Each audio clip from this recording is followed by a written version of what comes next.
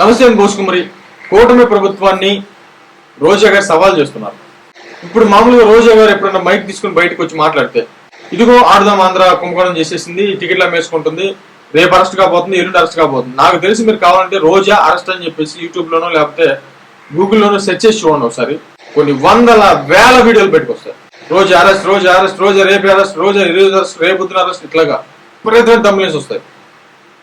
కానీ అక్కడ జరిగిందంటూ ఏం లేదు. ఈ రోజు రోజా గారు వచ్చి బయటకు వచ్చి మాట్లాడే ప్రెస్ మీట్ పెట్టి ఒకవేళ మాట్లాడారనుకోండి, ఇప్పుడు ఏమైంది? ఏముండదు.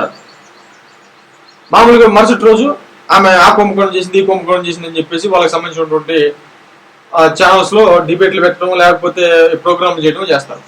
కానీ ఇంతవరకు ఆమెను అరెస్ట్ చేసింది లేదు, ఏం లేదు. ఆమె మాట్లాడుతుంది, కూటమికి అంత సీన్ లేదు, అంత దమ్ము లేదు, నన్ను టచ్ చేసి అంత దమ్ము కూటమికి లేదని చెప్పేసి మాట్లాడుతున్నాం. అంటే ఒక రకంగా చెప్పాలంటే ఆమెకు నోరిచ్చినటువంటి వాళ్ళు కూటమియే అంటే ఆమెను టచ్ చేస్తే రాష్ట్రం తగలబడిపోయింది అనే లెవెల్లో మాట్లాడుతున్నాం.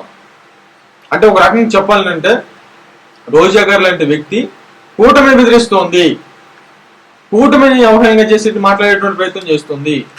మీరు ఒకవేళ యాక్షన్ తీసుకోవాలంటే ఎంక్వైరీ అయిపోయింది, కుంభకోణం జరిగిందని తేలుతుంది, మరి ఎందుకు అరెస్ట్ చేయరు? కావాలని రోజా గారిని బెదిరించడానికి ఇవన్నీ చేస్తున్నారా? ఈ అనుమానాలు కలుగుతాయి. ఇప్పుడు మామూలుగా అరెస్ట్ చేస్తే ఫస్ట్ 1-2 సంవత్సరాలు అరెస్ట్ చేయాలి.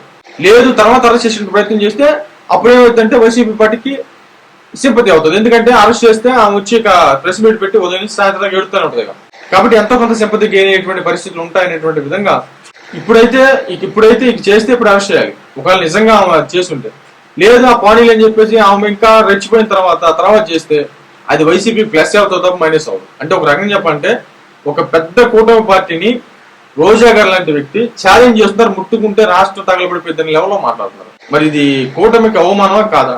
ఒకసారి ఆత్మపరిశీలన చేసుకుంటే బెటర్ అనేది నా అభిప్రాయం. లేకపోతే అరెస్ట్ అవుతుంది.